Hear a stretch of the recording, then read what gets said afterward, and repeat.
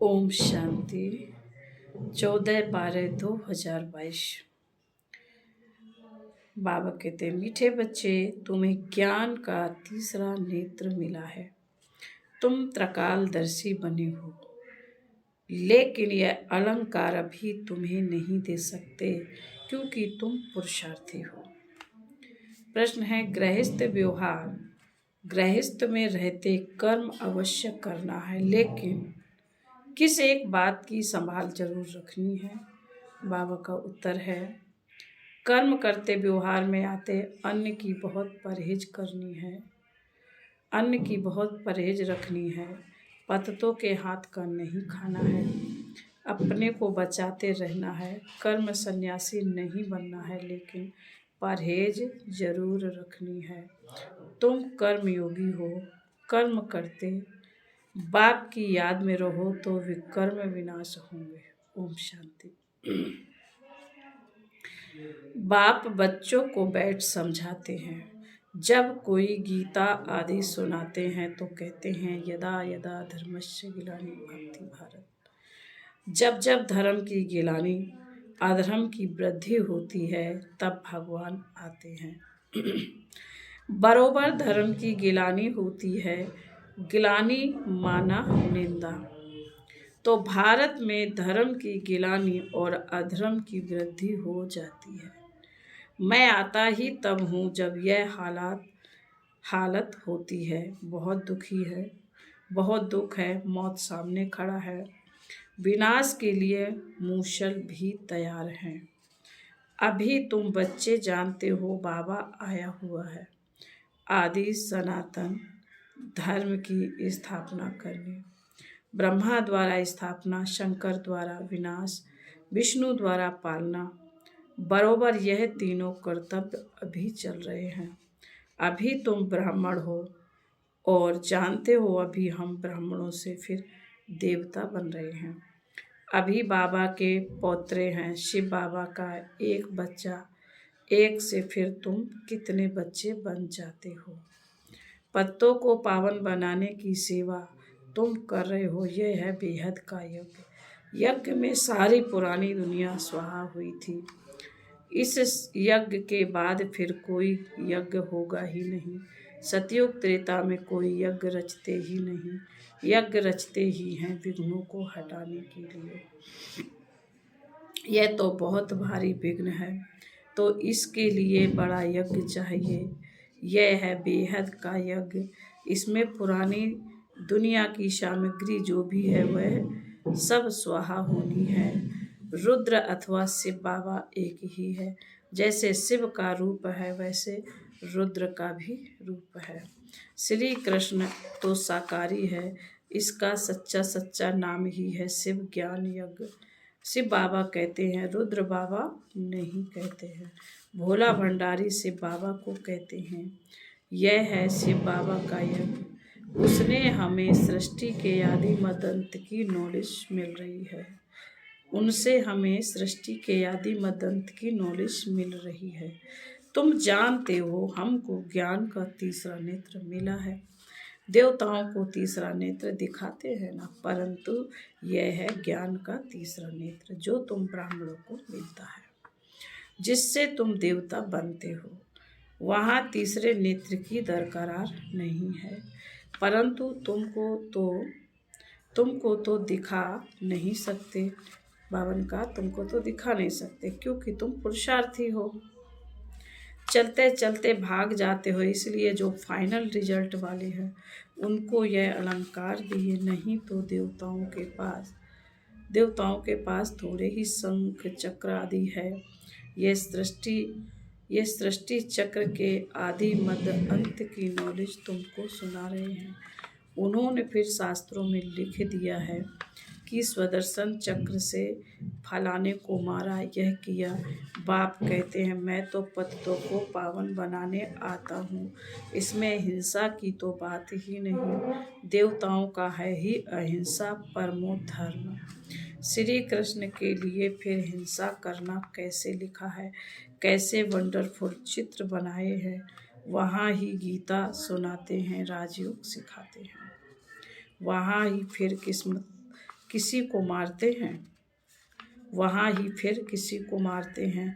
बाप को तो याद करते ही इसलिए है कि आकर पतित पावन दुनिया को पावन बनाओ। राजयोग सिखलाओ। बाप कहते हैं ज्ञान का सागर है, नॉलेजफुल मैं हूँ, तुमको नॉलेज मिल रही है, इसको ही अमर कथा कहते हैं। वह तो शिव शंकर को कह देते हैं, शंकर सूक्ष्म वतनवासी है, वह कैसे कथाएं सुनाएंगे, उनको तो नॉलेजफुल नहीं कहा जाता है।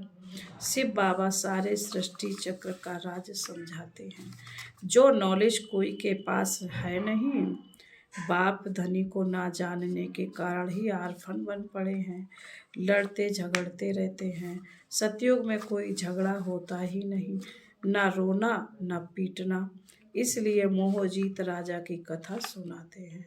कथाएं तो ढेर हैं, हर एक धर्म में किस्म किस्म की कथाएं हैं, जो सब भक्ति मार्ग की सामग्री हैं।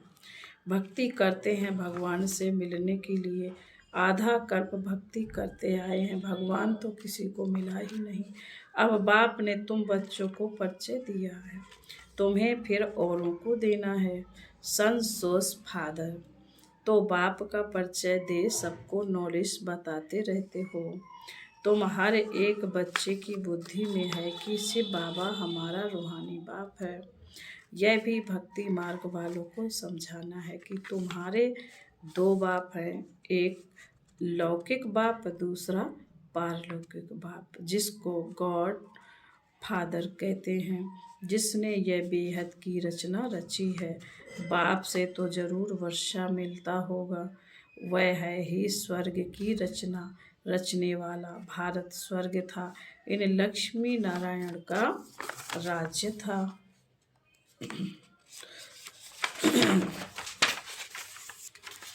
उन्हों को यह राज्य किसने दिया?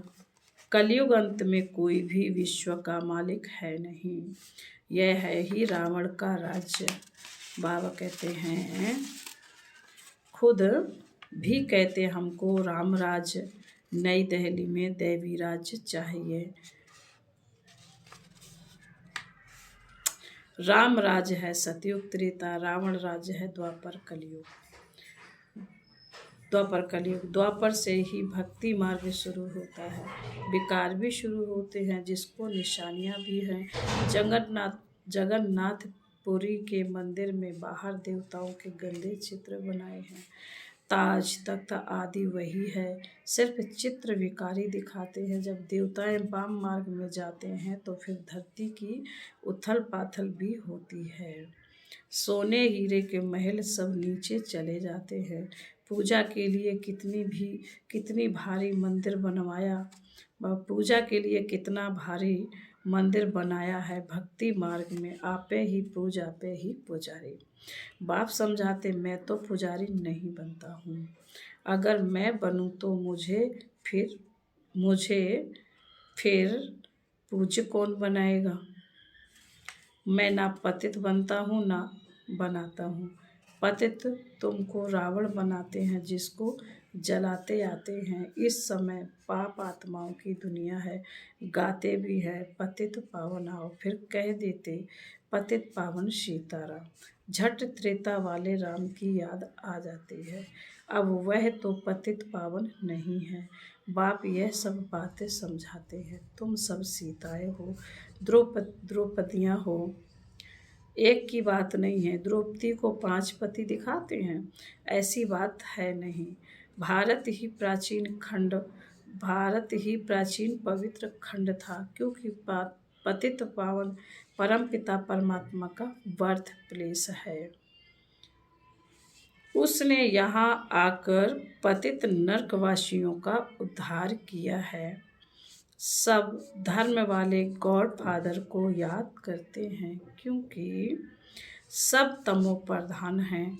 इब्राहिम, बौद्ध आदि सब इस समय हाजिर हैं। पहला नंबर ब्रह्मा भी पतित दुनिया में है, तो और कोई वापस कैसे जा सकता है। सभी इस समय कब्र दाखिल हैं, बाप आकर सबको सदगति देते हैं। सतयुग में भारत पवित्र था। देवताओं के आगे गाते भी है, आप सर्वगुण संपन्न संपूर्ण निर्विकारी। हम विकारी है, इस समय सब विकारी है।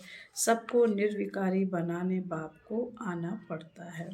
तो पतित पावन बाप ठहराना की पानी की नदियाँ।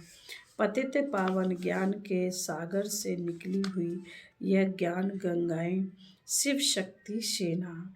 शिव से ज्ञान का कलश मिलता है। बाप कहते हैं बच्चे गृहस्थ व्यवहार में रहते पवित्र बनो। कर्म भी जरूर करना है, यह है ही कर्मयोग। कर्म संन्यास तो नहीं हो सकता। वह समझते हैं घर में खाना नहीं बनाते, भीख पर गुजारा करते हैं, इसलिए कर्म सन्यासी हैं। वह तो फकीर ठहरे। अन्न तो विकारियों का पेट में पड़ता है तो अन्न दोष लग जाता है। पतित घर से भल निकल जाते हैं, फिर भी जन्म तो पतित घर में लेना पड़ता है। तुमको भी अन्न असर करेगा, इसलिए परहेज रखी जाती है। पतित का अन्न नहीं खाना चाहिए। जितना हो सके अपने को बचाते रहो। कोई का बहुत झगड़ा भी हो जाता है। एक भाई ज्ञान में आता है, दूसरा नहीं आता। ऐसे बहुत केस होते हैं। बाबा कहते इतना बेहद का राज लेते हो तो जरूर कुछ झगड़े होंगे। कोई भी हालत में तुमको अपना बचाव रखना है। मुक्ति तो कोई पाते नहीं है। गफोड़े मारते रहते हम ज्योति ज्योत में लीन होंगे। समझाते हैं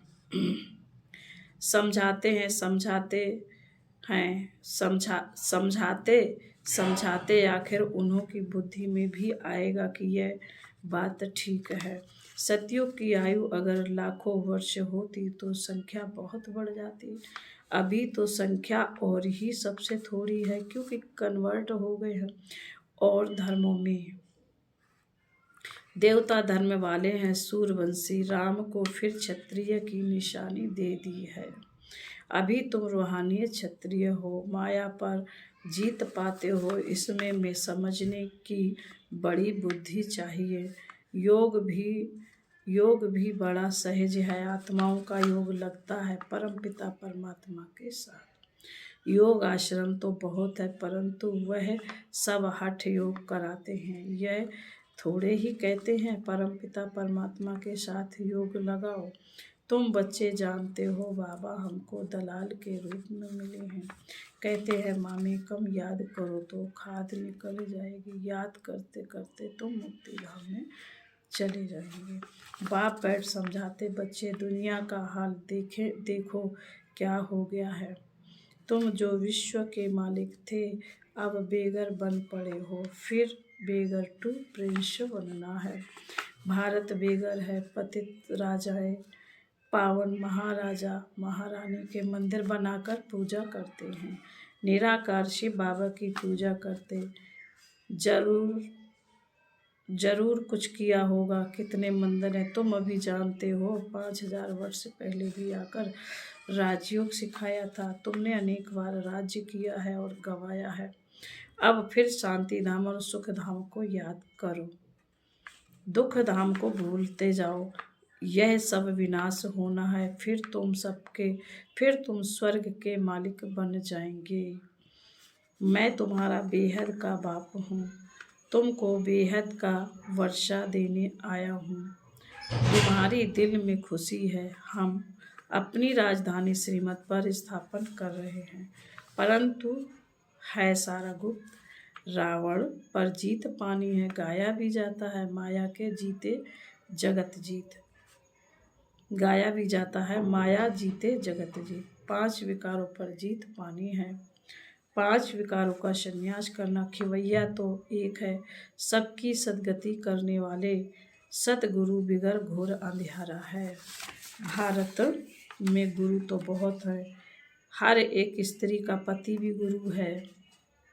बाबा फिर इतनी दुर्गति क्यों है। कह देते हैं सब ईश्वर के रूप है। हम ईश्वर हैं, फिर योग किससे लगाए। फिर तो भक्ति ही बंद हो जाए, फिर हे भगवान कह किसको बुलाते हैं, साधना किसकी करते हैं। खुद ईश्वर थोड़े ही कभी बीमार पड़ता है, परंतु कोई पूछने वाला नहीं है, डरते रहते हैं श्राप ना मिल जाए। वास्तव में श्राप देने वाला है रावण, बाप तो वर्षा देते हैं, रावण दुश्मन है इसलिए जलाते रहते हैं। लक्ष्मी नारायण के चित्र को कब जलाते हैं क्या? बिल्कुल नहीं। रावण क्या चीज़ है अभी तुमको मालूम पड़ा है। सतयुग में पावन प्रवृत्ति में सुख था, अभी प्रवृत्ति पतित प्रवृत्ति में दुख है, अभी इसका विनाश होना है। तुम देखेंगे अर्थक्वेक आदि होती रहेगी। बाबा भी कहाँ तक पैठ शिक्षा देंगे, लिमिट होगी ना। राजाई स्थापन होगी और विनाश होगा। अंत में तुम बहुत मज़े देखेंगे। शुरुआत से भी जास्ती वह तो पाकिस्तान था, अभी तो विनाश का समय है। तुमको बाबा बहुत कुछ दिखाएंगे। फिर जो अच्छी रीति नहीं पड़े हुए होंगे वह अंदर फटकते रहेंगे। क्या कर सकते हैं? अभी जितना पुरुषार्थ करना है कर लो। बाल बच्चों को तो संभालना ही है, कायर नहीं बनना है। कदम कदम श्रीमत पर चलना है। बाप को याद करते रहना है, बस इसमें ही मेहनत है। पापों का बोझा सिर से कैसे उतरे, उसके लिए है सहज योग। यह है ज्ञान बल, योग बल, जिससे माया पर विजय पाकर विश्व के मालिक बनते हो। फिर बाबा ने कहा अच्छा मीठे मीठे शकीले दे बच्चों प्रति माता पिता बाप दादा का याद प्यार और गुड मॉर्निंग। रूहानी बाप की रूहानी बच्चों को नमस्ते।